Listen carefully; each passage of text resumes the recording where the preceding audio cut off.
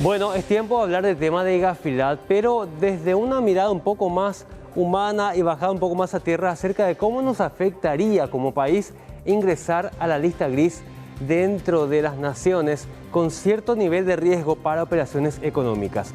Recordemos, existe ahora un temor de que volvamos a la lista gris porque ya estuvimos entre el año 2008 y 2011. ¿Qué pasó en este periodo? Vamos a analizar todos juntos porque en ese entonces Paraguay era considerado como un país inseguro, riesgoso y sobre todo con este tipo de operaciones fraudulentas que nos llevaron finalmente a ser considerados como un país de riesgo, con operaciones bastante dudosas. Estas operaciones o acciones incluían en ese entonces el contrabando, la piratería, las operaciones sin control, remitentes dudosos en cuanto a envío de dinero, también delitos sobre lavado de activos, ¿no?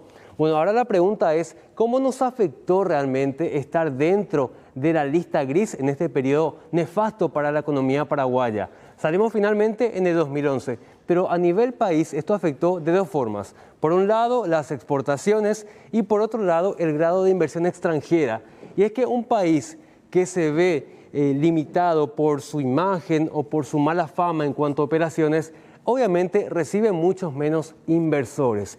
En el caso de las exportaciones, dos economistas de la Universidad Católica hicieron un cálculo específico que nos demostró. Vamos a la siguiente placa para ver.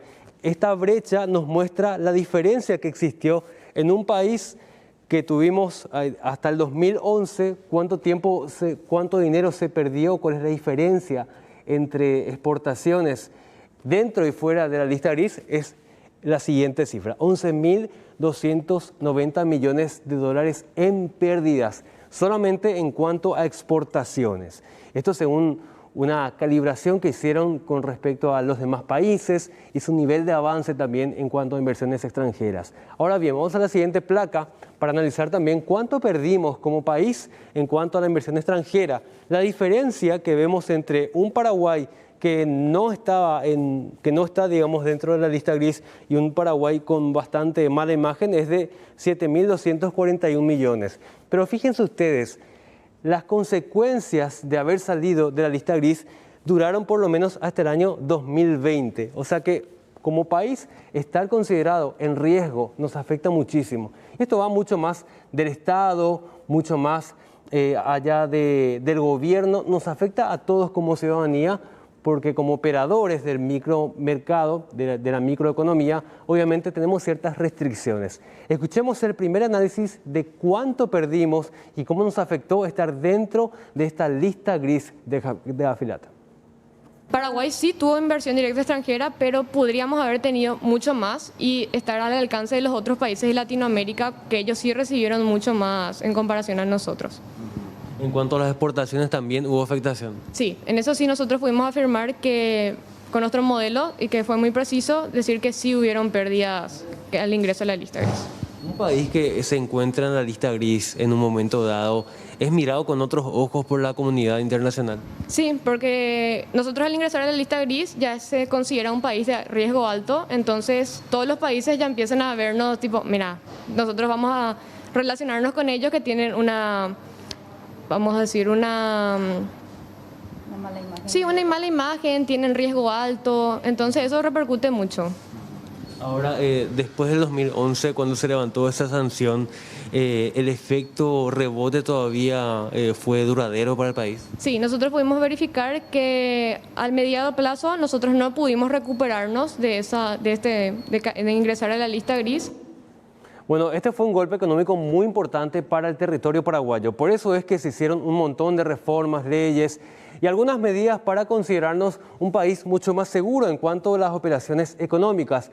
Pero aquí viene la pregunta: ¿cuál es el riesgo para la gente estar en un país considerado dentro de la lista gris? Por ejemplo, vamos a tener muchísimos problemas para enviar y recibir dinero, remesas, hacer transacciones económicas, incluso abrir una cuenta bancaria, una operación bastante simple en otros países, va a ser bastante costoso para la gente en caso de que volvamos a la lista gris de Gafilat en el año 2022. Escuchemos.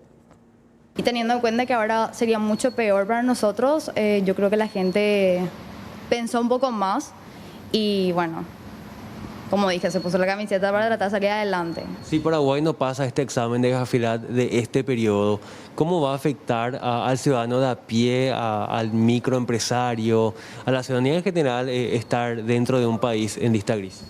Bueno, realmente hay muchos efectos negativos, ¿verdad?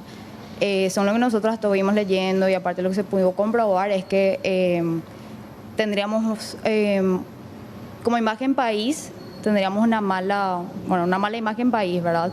Y entonces lo que sería la parte de importadoras, exportadoras, se nos va a complicar lo que sería el negocio, porque como nosotros tenemos bancos corresponsales en el exterior, nos van a considerar un país de alto riesgo, ¿verdad?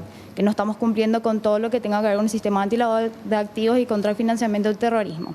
¿Qué significa esto? Que pueden cortar la relación con nosotros o bien aumentar lo que serían la debida diligencia. Esta debida diligencia que se le puede llegar a aplicar al país puede deducirse a aumento del costo transaccional que al final repercute a lo que sería el consumidor. O sea, podríamos pagar más por transacciones internacionales. Exactamente, sí. ¿Podríamos tener restricciones también para enviar o recibir dinero? Sí, sí.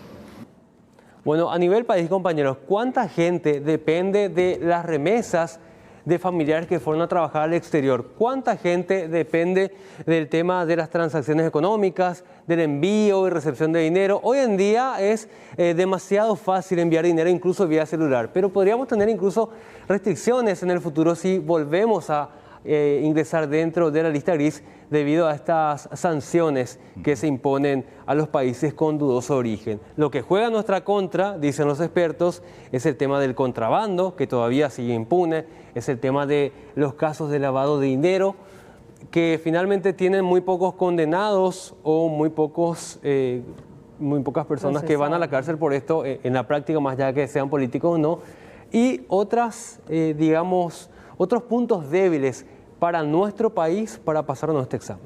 Exactamente. Es importante más que nada concienciar a la gente, porque a veces uno dice, bueno, GAFILAT, ente internacional que viene a chequear, que se vea al gobierno, el Estado, pero no es así, porque finalmente somos nosotros los ciudadanos que vamos a recibir la consecuencia, el coletazo de entrar, porque ya lo estuvimos en una lista gris de GAFILAT. Y tiene que ver precisamente, como decía, y explicar e insistir con este tema, los créditos más caros, porque obviamente ya los países no van a querer prestar a Paraguay dinero, lo que facilita en cierta manera hoy tener esas tasas.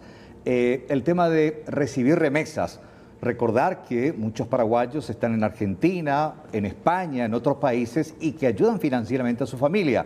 Eso se podría cortar por la conectividad operacional y tampoco enviar.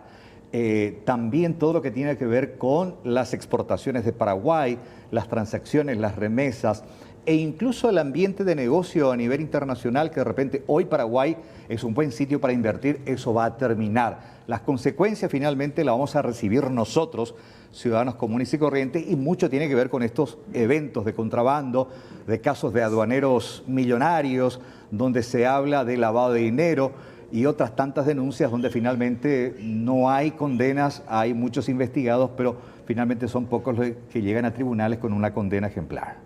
¿Qué más que menos, Carlos Mercedes, representa hoy una molestia de repente completar tantos documentos para hacer un simple cambio de divisas, para cambiar dinero, para hacer una transacción económica con un monto que supere los $10.000, que en realidad a veces va para estudios, va para algunas compras grandes de vehículos o incluso de inmuebles? ¿Por qué nos sometemos a eso? Porque bueno, hay leyes ahora que regulan esto y hacen que Paraguay por lo menos parezca un lugar seguro para hacer estas operaciones económicas. Pero sobre ese punto también es importante, en sentido, tampoco el muerto se asusta al degollado, en sentido, para el común de la gente que maneja $1.000, que tiene que justificar el origen, pero sabemos también grandes operaciones en bancos locales de millones de dólares que pasan de fino. Incluso recordar que hay bancos que fueron sancionados por el BCP justamente por haber permitido operar, recordar el caso Messer nada más, que fue incluso sancionado un banco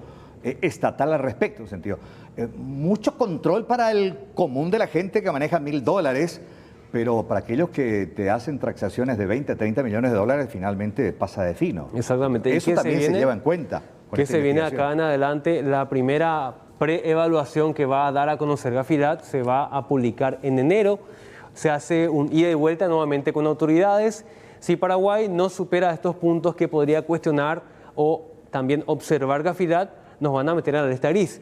Hasta el momento, por lo menos según las economistas, a quienes agradecemos haber compartido con nosotros este análisis, hay buenas expectativas y esperanzas de que no regresemos a la lista gris, pero ojo, no hay que bajar la guardia a nivel económico porque esto va a afectar más allá del BCP, más allá del Ministerio de Hacienda, al común de la gente, con sus incluso pequeñas transacciones económicas para poder seguir operando en el mercado, compañeros.